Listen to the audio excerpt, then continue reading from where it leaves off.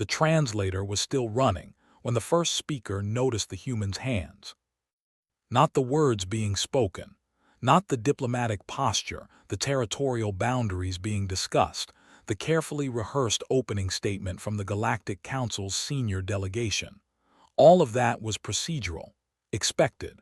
The first speaker had conducted 43 planetary submissions over her career. She knew how capitulations began. But the human's hands were wrong. They rested flat against the table, the negotiation table that the Council's advance team had constructed specifically to match human ergonomic specifications, an act of deliberate condescension dressed as courtesy. The hands were still, unnervingly still, and on the left one, just below the base of the thumb, there was a scar, not a decorative marking, not a cultural modification, a scar that looked like something had been removed. Or rather, like something had been held there by force for a very long time. The first speaker filed it away. She had no idea it would be the most important thing she ever noticed. The Galactic Council had not expected to find humans at all. That was the first truth, and like most first truths, it contained a lie. The Veth Dominion's long-range survey vessels had been charting the outer spiral arm for 11 years when their instruments registered a Class 3 atmospheric world with anomalous electromagnetic output. Anomalous because the output was structured, patterned, deliberate. The kind of deliberate that only came from one thing: minds. The survey report went up the chain. The chain was long. By the time the report reached the Galactic Council's Acquisition Committee, 14 months had passed. The committee reviewed it in approximately 8 minutes, classified Earth as Category 7, a pre-FTL species with aggressive territorial behavior and significant biological complexity, and authorized a first contact submission protocol, which was bureaucratic language for arrive, establish dominance, offer terms, accept surrender. They had done this 206 times. "They won't fight," said Subconsul Rithan aboard the lead vessel as the fleet entered the Sol system. He was the Council's xenobehavioral specialist, and he had an almost artistic confidence in his own models. "The psychological profile is clear.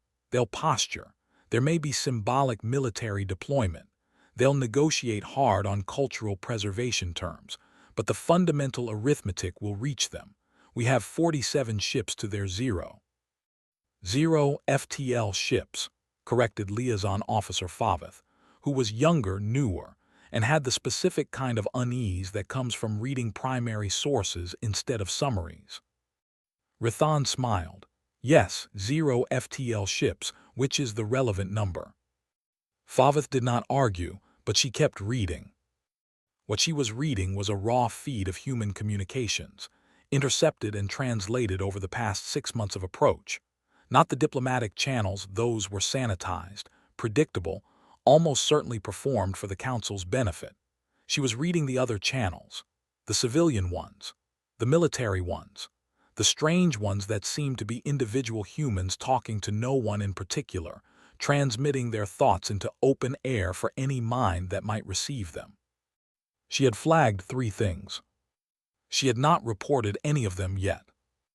The first was a phrase that appeared in 47 separate military communications, always in the same context, always before an unpleasant operational decision. "Whatever it takes." She had checked the translation 6 times. It was accurate. The phrase had no qualifier, no limit, no implicit boundary. The second was stranger. In the civilian channels, she had found references to a concept that had no equivalent in any Council language she knew. The closest translation was something like, "The thing worth dying for that has nothing to do with survival." Humans said it casually, as if everyone knew what it meant, as if it were obvious. The third thing she had flagged, she had not been able to translate at all. Not because the words were unclear, because the concept they expressed appeared to be physically impossible by any behavioral model she had ever studied. She kept it in a private file. She labeled it simply, "What they do when they've already lost." The first speaker's name was Velsarith, and she was, by any measurable metric, one of the most powerful beings in the known galaxy. She had overseen the submission of species that built continent-spanning megastructures. She had received surrender from civilizations old enough to remember the galaxy's second age. She had, once, sat across from a creature that could alter local gravity fields with focused thought, and had watched it sign the Council's terms within 6 hours of her arrival. She was not afraid of humans. She had, however, been thorough, which was why she'd reviewed the full xenobiology brief, not the summary, the full brief, 1,200 pages of biological analysis compiled from 3 years of remote observation. She'd read it on the 14-day approach and found it useful in a narrow way. Humans were fragile by most standards, short-lived. Their nervous systems were simple enough that their pain responses were almost primitive. They had no natural armor, no venom, no regenerative capacity worth noting. Their musculature was average to weak for their body mass. They bled easily. That part was in the brief, and Velsarith had noted it with professional detachment. She had not noted, because the brief did not mention, that this was not necessarily a disadvantage. The delegation landed in a place the humans called Geneva, which Velsarith understood to be a neutral city chosen precisely because it had historical significance as a place where enemies agreed to rules. She found this choice interesting. Most species, when facing submission, chose either their seat of power, a show of pride, or a remote location, a show of practicality. The humans had chosen a place, defined by the concept of rules that enemies make together. "Is that significant?" asked Rithan when she mentioned it. "I don't know yet," she said. The human who sat across from her was named Elena Vasquez. She was the Secretary General of something called the United Nations Emergency Council, a body that appeared to have been assembled in the last 8 months specifically in response to the Council's approach. She was 61 years old. Her hair was gray. Her face was deeply lined, not in the way of aging so much as in the way of sustained intensity over many years. She sat very straight. Her hands were flat on the table. And she had that scar. "First speaker Velsarith," Elena said, and her translator handled it perfectly, the Council's standard model device embedded in the room's architecture. "We appreciate the Council's willingness to conduct this conversation." "We appreciate your cooperation in the logistics," Velsarith said, which was standard opening courtesy. Elena's expression moved in a way that the translation system wasn't designed to capture. Not a smile, exactly. More like someone briefly showing a private reaction and then putting it away. "I'd like to begin," Elena said, "by asking you a question." This was irregular. Submissions didn't begin with the planet asking questions. "Of course," Velsarith said because she was curious. "How many of the 206 species you've brought into the Council did so willingly?" Silence. Rithan made a sound that wasn't quite a word. Velsarith kept her expression calm. "The Council offers significant advantages to member civilizations. Access to technology, trade networks, military protection." "How many?" Elena asked again, not aggressive, genuinely asking. "The initial contact is rarely fully voluntary," Velsarith said. "That's the nature of a power differential." Elena nodded slowly. "I see." She looked down at her hands on the table. "I want to be honest with you, first speaker, because I think honesty is going to be important in these conversations. We're not going to surrender." The room was quiet for a moment. "Secretary General," said Velsarith, measuring her words carefully, "you have no FTL capability. We have 47 vessels in your system. We have several thousand more within one transit jump. The Council's military force exceeds your entire civilization's energy output by several orders of magnitude." "I know," Elena said. "Then you understand the arithmetic." "We understand it perfectly." Elena's voice didn't waver. "We're still not going to surrender." Velsarith looked at the scar on Elena's hand. "Why?" she asked. Elena looked up, and for just a moment, Something moved behind her eyes that Velsarith could not identify and could not stop thinking about for weeks afterward. "Because," Alina said, "we've done this before." The misinterpretation began that afternoon. Subconsole Rithan's behavioral models processed Alina's statement and produced a coherent explanation within hours. It was a negotiating posture. Humans, like many aggressive species, opened submission negotiations with strong, defiant language to establish psychological leverage before conceding practical terms. The "we've done this before" statement was almost certainly a reference to historical human conflict cycles. Rithan had reviewed enough of the broadcasts to know that humans had a remarkable history of fighting each other. They knew what it felt like to face overwhelming force.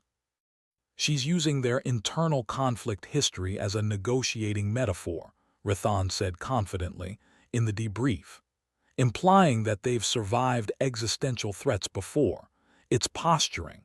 We should expect 3 to 5 sessions of this before they begin engaging on practical terms." Favith said nothing. She was thinking about the phrase she couldn't translate. The sessions continued. Every day for 2 weeks, Velsarith sat across from Alina Vasquez and conducted what were technically negotiations, though the word felt increasingly strange. The humans didn't negotiate the way 206 other species had negotiated. They didn't ask about cultural preservation first, the most common opening. They didn't ask about military arrangements, the second most common. They didn't even ask about trade terms. They asked questions. Detailed questions. Questions about council governance structure, about judicial mechanisms, about how member species' internal laws interfaced with council mandates, about precedents, about historical cases, about the 17 species that had attempted to exit council membership and what had happened to them. "They're stalling," Rithan said. "They're learning," Velsarith said. "To what end? The arithmetic hasn't changed." She didn't answer him. On the 8th day, Alina arrived with a second human, a man who was introduced as Dr. James Ockhaffer, described as the head of something called the Emergency Strategic Council. He was younger than Alina by perhaps 15 years, with a focused, quiet manner. He didn't speak much during the session. He mostly listened. But at one point, when Velsarith was explaining the Council's infrastructure integration requirements, she noticed him writing something. Not on a digital device, on paper. With a physical instrument. "Why does he write on paper?" she asked Favith that night. Favith looked like she'd been waiting for someone to ask that. The human communications we intercepted before arrival, a significant portion of their strategic planning was done in handwritten formats, in environments where no electronic devices were allowed. "They're worried about our monitoring capacity." Velsarith absorbed this. "They're conducting internal strategic planning that they believe we cannot intercept." "Yes. What are they planning?" Favith was quiet for a moment. "I don't know, but first speaker, I've been compiling something I need to show you." The file Favith showed her had grown considerably from 3 flagged items to a much larger document, assembled over weeks from intercepts, historical archives that human satellites had been broadcasting into space for decades, and a careful reading of something humans called history, with a thoroughness that bordered on obsession. The first thing Favith showed her was a graph. It tracked what happened to human populations in historical periods of existential threat. Normally, when a civilization faced an overwhelming external pressure, certain patterns emerged: resource consolidation, political centralization, rapid technological acceleration, and critically social cohesion, which inevitably had a ceiling. Past a certain threat threshold, civilizations fractured. It was almost a physical law. The Council's Acquisition Committee factored it into every submission model. The graph of human behavior during existential threats went in the wrong direction. The more overwhelming the threat, the higher the cohesion climbed. Not to a ceiling, there was no visible ceiling. The data points ran off the edge of the model. "This is anomalous," Velsarith said. "I thought so too," Favath said. "At first I assumed the data was corrupted, but I cross-referenced it against 12 separate historical periods. The pattern holds. When humans are the most threatened, they become the most unified. And when they become unified," she paused. "First speaker, I need to show you what they did to the last thing that nearly destroyed them." She showed her. It took a long time. When it was done, Velsarith was quiet for a while. "The plague," she said. "In their year 2020, a disease that had a meaningful mortality rate and no initial treatment. It spread globally in weeks." "Yes. And in response?" "In response," Favath said carefully, "they built the treatment in less than a year, using a technology they had never deployed at scale before. They coordinated across 200 nation-states that had been in active economic and political conflict. They distributed the solution to 9 billion people. And they did all of this simultaneously with economic collapse, social unrest, and hundreds of thousands of deaths." "That's not," Velsarith stopped.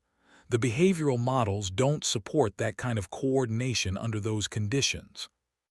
"I know. Species in acute crisis don't accelerate problem solving. They slow down. The cognitive load of existential threat reduces creative throughput by—" "I know what the models say." Favath's voice was soft but certain. "But first speaker, this is not the only example. I found 17. The pattern is consistent." Velsarith looked at the document for a long time. "When do they perform worst?" she finally asked. Favath hesitated. "When the threat is mild." The silence that followed was one of the more uncomfortable of Velsarith's professional life. "What's the third thing you flagged?" Velsarith asked.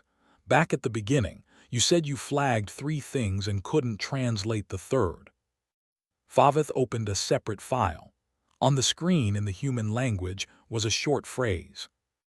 "I can translate the words now," Favath said. "I couldn't before because I didn't have enough context. The individual words translate cleanly. The concept they form together has no equivalent in council language." "What does it say?" Favath read it aloud. The translation was approximate. It said, "Spite as a survival mechanism." The council's first pressure application began on day 19.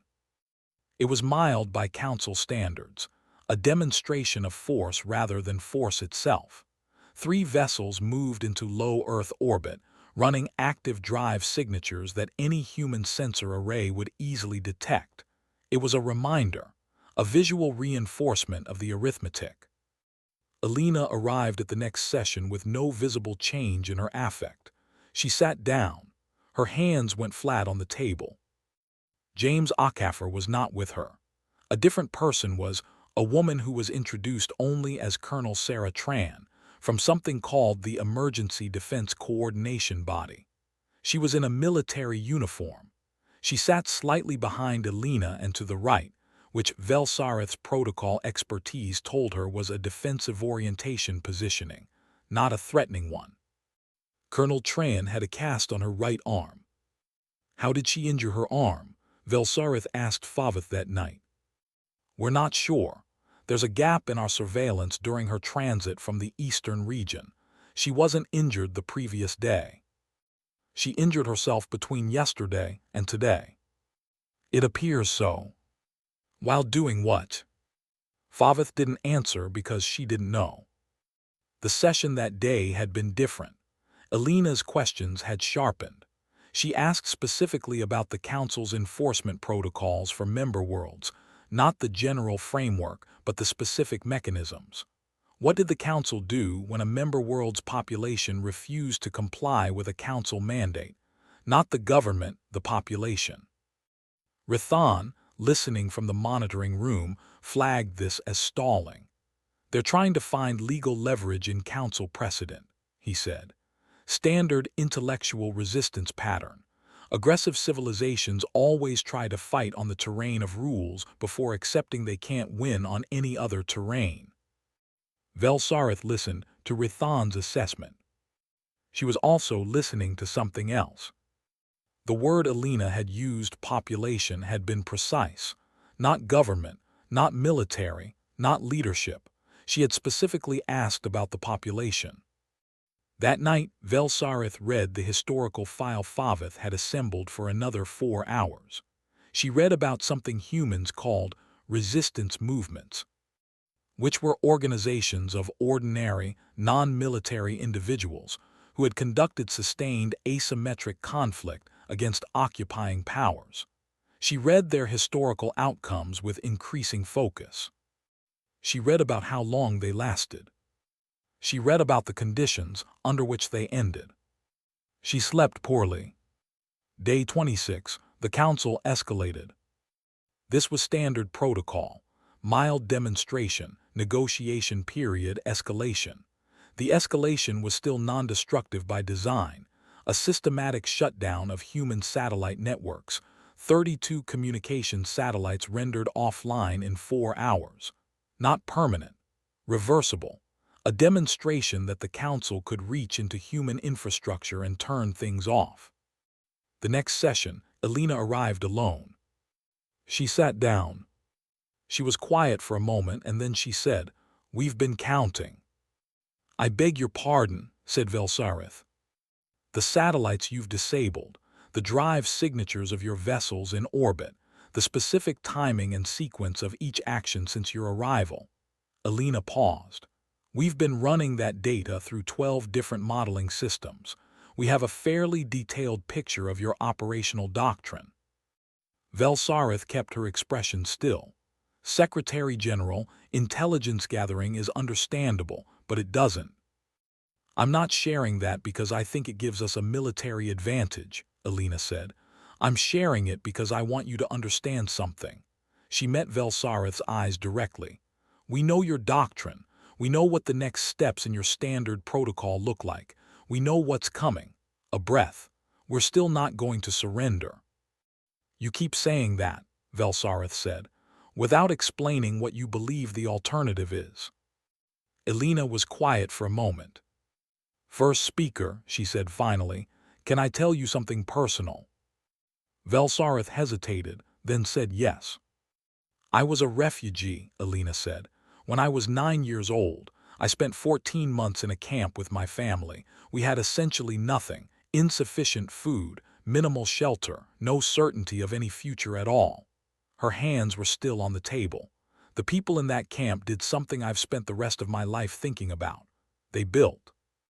They had no resources, no security, no promise of tomorrow, and they built community gardens and a school and a small library with donated books in 6 languages. They organized. They created." She paused. "Do you know why?" "No," said Velsarith honestly. "Because," Alina said, "humans don't need a future to be certain before we start building it. We build it while being convinced it might not exist." The silence that followed lasted longer than any silence in the negotiations so far. On the scar on Alina's hand, Velsarith's gaze finally rested. "What is that?" she asked. The directness surprised even herself. Alina looked down at her hand, then back up. "Would you believe me if I told you it wasn't important yet?" "No." "It will be," Alina said, "when the time is right." Favith came to Velsarith's quarters at the 4th hour of the human sleep cycle, which was unprecedented. She had something on her screen that her hands were not entirely steady holding. "I found a transmission," she said. "Encrypted, point-to-point human military network. We broke the encryption 6 hours ago." She paused. "First speaker. The humans have been running a separate strategic process this entire time. The negotiations, they were genuine, but they were also something else." Velsarith felt something she rarely felt. "Show me." What Favith showed her was a timeline. The humans had not simply been asking questions in the negotiation sessions. They had been systematically mapping the Council's decision architecture. Every question Alina asked about enforcement protocols, governance structure, precedent. It was intelligence gathering of a specific and very purposeful kind. They had been building a picture of exactly how the council made decisions, who had authority to override whom, under what conditions binding agreements could be revisited, and critically, what the council's historical breaking points looked like. Not military breaking points, political ones. "They're not planning to fight the fleet," Velsarith said, reading. "No," said Favith. "They're planning to," she stopped. "To make the cost of continuing higher than the cost of stopping." Favith's voice was quiet. "Not by destroying our capability, by weaponizing our own institutional structure against our willingness." She set the screen down. First speaker. The satellite shut down, they anticipated it. They moved their critical communications to ground-based relays 3 weeks before we did it. They'd prepared. They let us think we were pressuring them, while using the satellite loss as a data point about our escalation timing. How long have they been doing this? Based on the timeline, since approximately day 4 of negotiations. Favith hesitated. There's something else. The encrypted transmission contains internal projections, their own modeling of outcomes. What do their models show? Favith was quiet for a moment. First speaker, their models don't include a scenario where they win a military engagement. That's not in their projections at all. They know they can't win that way. She met Velsarith's eyes. Their projections track something different. They're projecting how long they can make this unprofitable for us. Not how long until they win. How long until we decide winning is too expensive. Velsarith sat very still. The entire frame through which she had viewed the last 26 days rearranged itself quietly and completely. The defiance wasn't posturing. The questions weren't stalling. The refusal to surrender wasn't irrationality. It was a strategy. A strategy built not on the assumption that they would win, but on the assumption that they could make losing expensive enough to matter. "What are they prepared to sacrifice?" Velsarith asked. Favith didn't answer immediately. "That's the part I haven't translated yet," she said. "But first speaker, I think that's the question we should have been asking since the first session." On day 31, something happened that had no precedent in the Council's submission protocols. The humans demonstrated a capability. Not a military capability, something stranger. Velsarith arrived at the negotiation table to find Alina Vasquez with both James Ockhaffer and Colonel Sarah Tran, whose arm cast was gone, replaced by a brace, which meant the injury had been real, but she had insisted on rejoining the delegation anyway. There was also a fourth person, a young man, perhaps in his mid-20s, who was introduced as Dr. Kai Nakamura. He worked in what Alina described simply as relevant science. Before the session formally began, Dr. Nakamura placed a device on the table. "This is a prototype," Alina said. "We built it in the last 4 weeks. We'd like you to see it."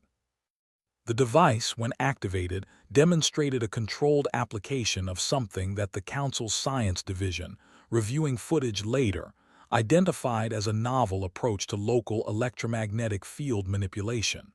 Not sophisticated by Council standards. Rough, actually. Wildly inefficient. But it was built from materials that humanity was not supposed to have access to. Materials from a Council vessel. Specifically, from the debris of a Council microprobe that had malfunctioned and fallen to Earth's surface 8 years ago, before the official contact period. The humans had found it, studied it, and in 4 weeks of crisis engineering, using it as a reference point, built something. Rithon stopped himself. "That's 8 years of reverse engineering against our baseline technology," Velsarith said slowly, watching the footage later, "and 4 weeks of crisis application. In a civilization that doesn't have FTL. The device doesn't replicate our technology," Rithon said carefully. "It's a rough analog. It wouldn't function in any meaningful combat capacity." "That's not the point," Velsarith said. She said it with a tone that made Rithon go quiet. "The point is that they showed us this now, during negotiations, as a data point. She looked at him. They're demonstrating that the 8-year gap between the probe and our arrival was not wasted. They want us to calculate what the next 8 years would look like. The room was quiet. What the next 8 years would look like. A civilization that had learned from one malfunctioning probe in 8 years. Under exponential pressure, with the direct stimulus of an active occupying fleet in their system, with full knowledge of what they were reaching toward. What did they become in 8 years? What did they become in 16? It's a bluff, Rithan said, with less confidence than usual. Rithan, Velsarith said. What is the Council's longest active resistance engagement with a submitted world? He answered because he was a specialist and knew the number. 11 years, the Vorath Confederacy. And the Vorath had FTL, they had warships, they had alliances with non-council systems. She paused. Humans have none of those things, and they just showed us that in 8 years, starting from a malfunctioning probe, they can build something we didn't know they could build. She looked at the footage again. How long before they have something we can't dismiss? That was the second rehook, though none of them named it that. The frame shifted again. The Council had come to Earth planning for a short-term submission. They were now staring at the shape of a very long-term problem. The deliberations inside the Council delegation became difficult. There is a political reality to galactic conquest that the histories don't record with much honesty. It is expensive. Fleet maintenance, crew rotations, political capital spent on the acquisition committee, trade disruptions from prolonged negotiation periods. None of this appears in the heroic version of the story. The Council was not unlimited. The 47 ships in Sol system were ships not deployed elsewhere. 47 ships holding position for 40 days was a specific cost, and the acquisition committee back at the Council seat had begun sending increasingly direct communications asking for status. They're counting our time, Favith said, just like we count their resources. They can't know our political timeline, Rithan said. They don't need to know exactly, Favith said. They just need to know that there is one, and that we have other priorities. She glanced at Velsarith. First speaker, I've finished translating what I couldn't translate before. Velsarith straightened. The phrase, what they do when they've already lost, I have a full translation now. Favith held up the document. It's not a strategic concept. It's not a military term. It's something they call a reason. A reason, Velsarith repeated. Humans, when facing certain defeat, do not optimize for survival above all else. They optimize for this is the closest translation, meaningful opposition. They need a reason to continue that is larger than the expectation of winning. Favith set the document down. First speaker. They have 2 billion people in this civilization who, according to everything I've read in their cultural transmission, would continue fighting a war they had no realistic hope of winning if they believed it served a meaning large enough. 2 billion, Rithan said, against a fleet with enough firepower to. I know what the fleet can do, Favith said quietly. The question is what doing it costs us politically. A pause. 2 billion people in sustained asymmetric resistance. Every year of that broadcast on every channel they have, transmitted into open space where every other pre-FTL civilization we've ever approached can receive it. She let that sit. Not a war. A story. A 2 billion person story about a species that refused to stop. Broadcast to every planet we'll ever try to acquire. The silence was very long. It would change the calculus of every future submission, Velsarith said. Yes, said Favith, and I think they know that. On day 38, Alina did something unexpected. She requested a private meeting with Velsarith. No delegation, no record, no translation system. She would speak through a human interpreter she trusted, and she asked that Velsarith use her own primary aid as her interpretation bridge. Favith. Rithan objected. Velsarith overruled him. They met in a small room, just the four of them. Elena, her interpreter, a man named Marcos who had the same quality of deep stillness that Elena herself carried, Velsarith and Favith. Elena sat down. She turned her left hand over on the table, the scarred one, and looked at it for a moment. Then she looked at Velsarith. "My daughter," Elena said, and Marcos translated softly, staying entirely out of the emotion, "was 14 when we learned you were coming. She's 18 now. She was part of the first volunteer science program in response to the contact signal. A breath. The prototype Dr. Nakamura showed you, she worked on the substrate calculations. She's 18 years old." Velsarith said nothing. "I want you to understand something about why we're not surrendering," Elena continued. "It's not political, it's not even strategic at its core. There's something underneath the strategy." She paused. "Every generation of humans has handed something to the next one. It has always been imperfect, incomplete. We've handed them beautiful things and terrible things, but it's ours to hand. The handing of it, that's the thing. That's what cannot be given up." "And the scar?" Velsarith asked, the words leaving her before she decided to say them. Elena looked down at her hand again. "Early in the approach period," she said, "we didn't know if you were receiving our open transmissions. We sent an unmanned probe toward your fleet, small thing, no weapons, carrying a signal beacon, something to confirm two-way reception." She paused. "I pushed for it against internal resistance. Some of my own council thought it was too aggressive. There was a disagreement, a physical one." Her mouth moved in that way it sometimes did, showing something she then put away. "Someone grabbed my hand. I pulled away. There was a piece of equipment nearby." She turned her hand palm up. "It's not a dramatic story. It's not a wound from battle.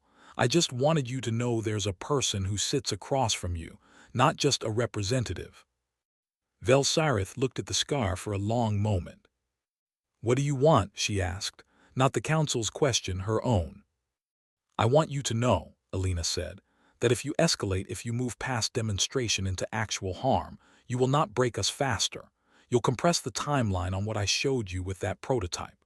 You'll give 2 billion humans a reason that's bigger than any argument I could make for surrender, and you'll be fighting that reason for longer than any other engagement you've ever had." She met Velsarith's eyes. "And I want you to know that I know this, and you'll know that I know. And I'd like us to find out if there's a different conversation available to us now." Favith translated. Velsarith listened. And something happened in that room that the council's protocol had no category for. The reports that reached the council seat over the next 2 weeks were written by Velsarith personally, which itself was irregular. Reports from first speakers were typically compiled by staff, but she wrote these herself, and she wrote them carefully, because she was trying to explain something that the standard political vocabulary of the Galactic Council was not equipped to contain. She wrote about a species with no meaningful military force relative to Council standards, no FTL capability, no allied systems, no external leverage of any kind, and a rate of internal problem-solving under pressure that violated standard behavioral models. She wrote about a species that had, in the previous 8 years, independently approached a council-level technology application from a broken probe, without knowing what it was for. She wrote about a species whose historical pattern of response to existential threat was the precise inverse of every other species in the Council's database. She wrote, choosing her words with great care, that the standard submission calculus did not apply, that the cost of a forced submission, not in the initial campaign, but in what followed, was not calculable by any existing model, because no existing model accounted for a species that would interpret forced submission as a reason to accelerate rather than surrender. And she wrote about the political risk, the broadcasts, the story a sustained human resistance would tell, the planets the Council hadn't acquired yet watching. Rithan read the reports and called them speculative. The acquisition committee read them and asked for a cost projection. Velsarith wrote the cost projection. It was the most difficult document she had ever written, because every time she tried to establish an upper bound, she found that her own models kept returning the same answer: undefined. The upper bound was not calculable because it depended on a variable human willingness to continue that showed no historical ceiling. The committee deliberated. During this period, something else happened. Colonel Saratran's brace came off. She arrived at the 31st session, which was no longer quite a negotiation and not yet something else, without the brace, and when Velsarith glanced at her arm, she noticed something she hadn't expected. Tran moved it carefully, with awareness, but she moved it. Favith had learned what caused the injury. During the period when the Council had shut down the satellite network, Colonel Tran had personally been conducting equipment installation at a high-altitude relay station. Physically, in conditions of significant physical discomfort, because the team assigned to do it had been delayed by the satellite shutdown's cascade effects. She had injured her arm during the installation and finished the installation anyway. She finished it with a broken arm, Favith said. How long did it take after the injury? Approximately 3 hours. Velsarith thought about the phrase she kept returning to, whatever it takes. She thought about the absence of a qualifier. She thought about a woman who broke her arm and spent 3 more hours completing the task. She thought about an 18-year-old doing substrate calculations for a prototype built from a piece of debris in the middle of a civilization's greatest crisis. She thought about refugee families building libraries with no promise of a future.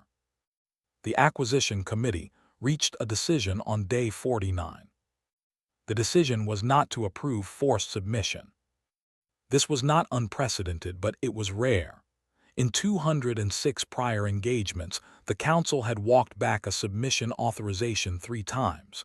In each case, the reasons had been specific and practical: resource exhaustion, a political crisis at home, a military redeployment need. Clean, bounded reasons. The reason this time was harder to summarize in the official record. Velsarith's cost projection was part of it. The 17-ship fuel constraint created by the extended stay was part of it. The political vulnerability exposure analysis was part of it. But Velsarith knew, reading between the official language of the committee's authorization document, that there was something else. Something her reports had communicated that the committee was reluctant to say directly. They were not certain they could finish it. Not the initial engagement.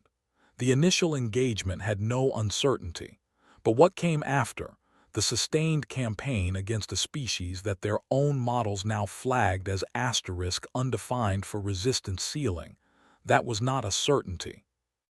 And for an institution built on certainty and procedural efficiency, a mission that turned undefined was a mission that threatened the institution itself. Velsarith requested one final session. She came alone, no delegation, just herself and Favith standing behind her as interpreter. Elena came in and sat across from her. For a moment, neither of them said anything. The Council, Velsarith began carefully, is withdrawing the submission protocol. Elena's face did not show triumph. It showed something more complicated and harder to name. In its place, Velsarith continued, the committee is authorizing a Category 8 reclassification, which means an unincorporated neighboring status. Non-member, non-subject. She paused. In practical terms, we leave. We don't come back under submission authority. Future contact would require mutual agreement. What does the Council expect in return? Elena asked. Continued open communication. No active development of Council-derived technology for hostile purposes, and Velsarith paused. Honesty going forward about your development trajectory, so that future contact isn't, she searched for the right word, surprising. Elena was quiet for a moment. Then she said, "First speaker, I want to ask you something honestly." "Yes." "When you arrived," Elena said, "what did you think would happen?" Velsarith considered the question seriously. I thought it would take 3 to 5 sessions. I thought you would negotiate hard on cultural preservation terms. I thought you would accept the mathematical reality by the end of the second week. She paused. I've done this 43 times. I was very certain. What changed?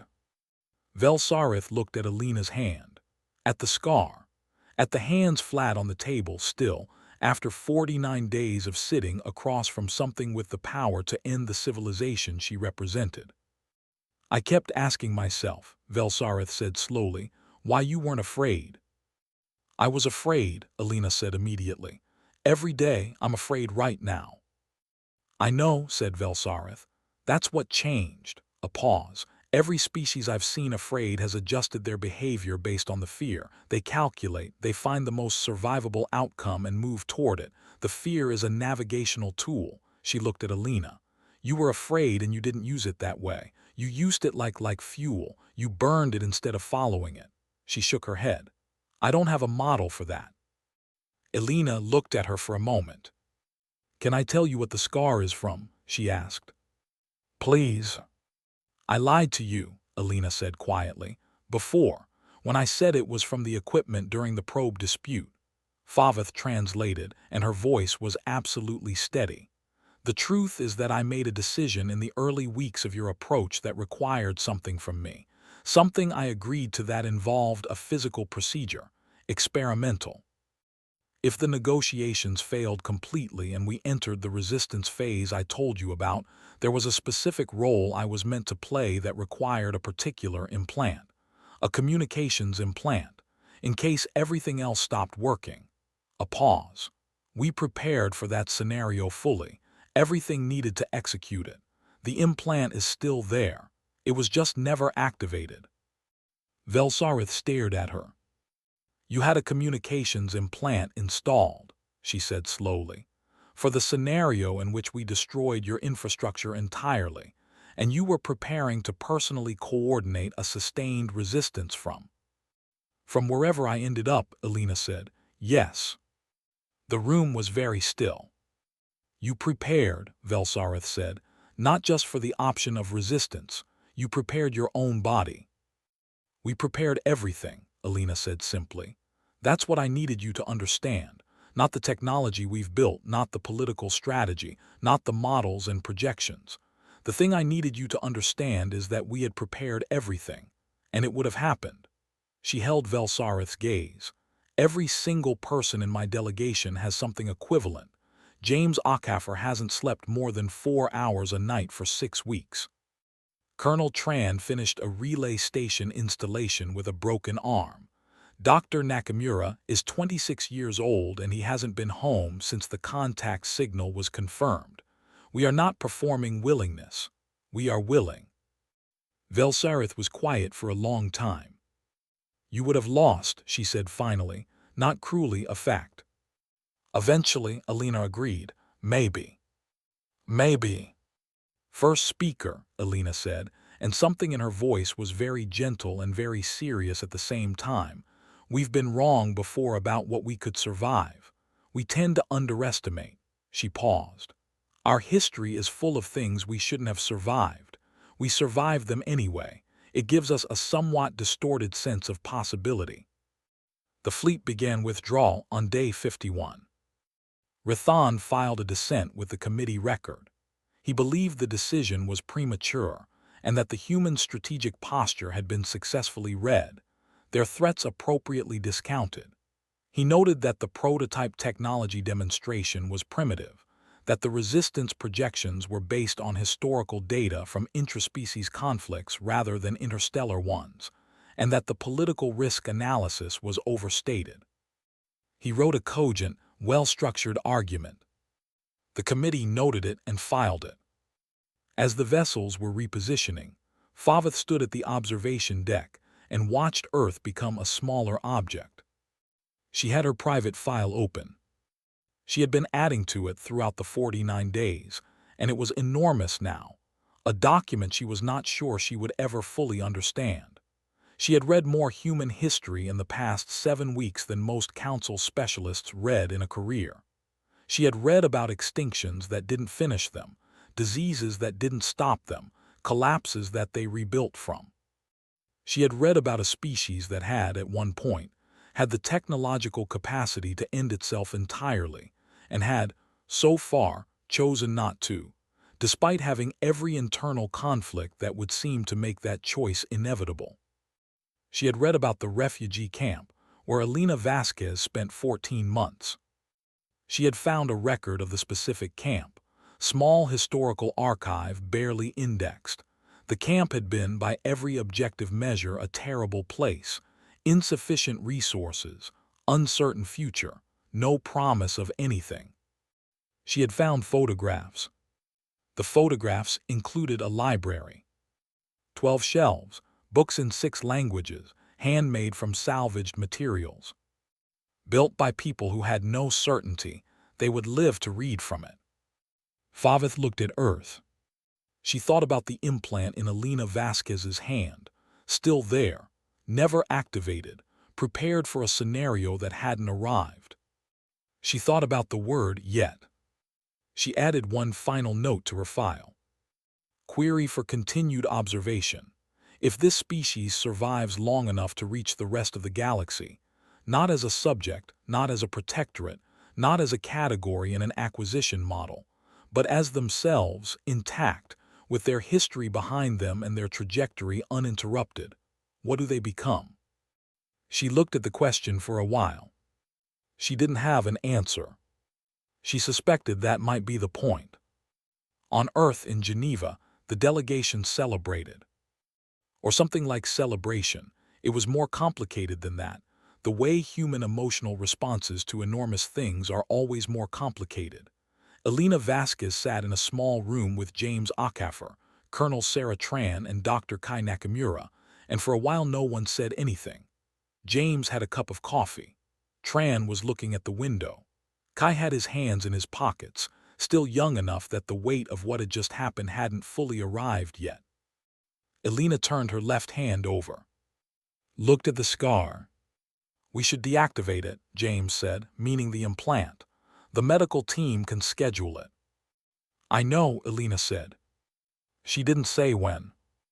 The prototype, Kai said. He was looking at the middle distance. We're 6 weeks from a second iteration, maybe 8. I think we missed something in the field constraint equations that's actually solvable if we approach it from. Kai, Elena said. He stopped. Rest first, she said. He nodded. He looked about 12 years old when he did it. Tran turned from the window. She was looking at Elena with a complicated expression. What do you think they'll report when they get home? Elena thought about Velsarith, about the moment in the private meeting when something had moved in the first speaker's face. Not fear, not quite, but the thing adjacent to fear that comes when a very intelligent person realizes their model is insufficient. I think, Elena said slowly, they'll report what they saw, and I think it'll change the next conversation, with them or with whoever comes after them. She paused. That's what this was really for, not just surviving this, changing the conversation, making what comes next different. Do you think it worked? James asked. Elena was quiet for a moment. Then she turned her hand over again, the scar facing up, and looked at it in the light. Ask me again in 50 years, she said. The formal report submitted by first speaker Velsarith to the Galactic Council's Acquisition Committee was 49 pages. It was precise, analytical, and drew carefully measured conclusions. It recommended Category 8 reclassification. It outlined the risk calculus. It noted the anomalous behavioral profile. It was a good report. There was a private addendum. The addendum was not distributed to the committee. Velsarith kept it in personal files, which she had never done before with a mission document. She wasn't sure why exactly. Professional reflex maybe, or something closer to caution. The addendum was short. It said, we have cataloged 207 species. In 206 cases, the fundamental question of engagement was, how much force is required? In the 207th case, I found myself asking a different question, which I could not answer and which I believe may not be answerable in any reasonable time frame. The question is, what is the upper limit of what they are willing to do? I reviewed everything I could find, 49 days of direct observation, centuries of their own recorded history, the behavioral files liaison officer Favith assembled with extraordinary thoroughness. I could not find the upper limit. Every time I believed I had identified the boundary, the point past which endurance becomes implausible, sacrifice becomes impossible, persistence becomes irrational, I found a historical example that exceeded it. I believe the honest finding of this engagement is not tactical, it is not political, it is not technological, it is this: we encountered a species for which the concept of enough suffering, enough loss, enough impossibility does not appear to function as a ceiling. We are accustomed to assessing civilizations by strength, by firepower, resource base, technological generation, political cohesion. By these measures, humanity ranks low. They have almost none of what we measure. But if the relevant measure is different, if the relevant measure is something closer to, what will this civilization continue doing past the point where continuation is rational? Then humanity does not rank low. I am not certain humanity ranks at all. I am not certain the scale goes that high. Somewhere in the outer spiral arm, a junior analyst in the Veth Dominion Survey Corps, a person who had never been to Earth and had no personal stake in the submission outcome, received a summary of the mission results through routine administrative channels. She filed it correctly.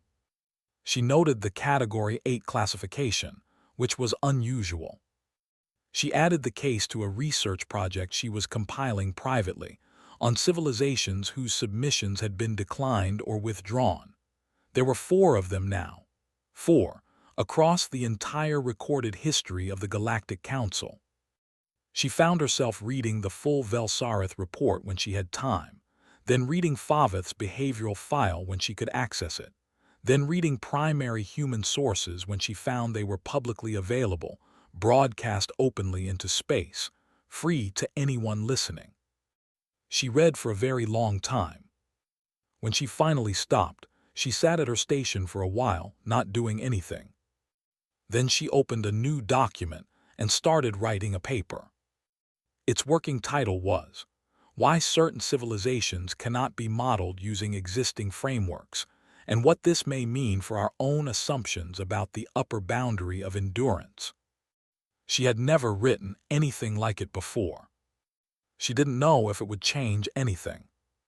But she had been reading about a species that built libraries in refugee camps, finished relay installations with broken arms, implanted communications devices in their own bodies against a scenario they hoped would never arrive, and kept the implants afterward, just in case.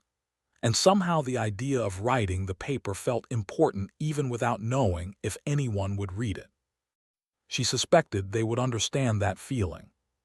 She found she didn't mind that she was beginning to think like them. The document stayed open. The cursor blinked. She kept writing,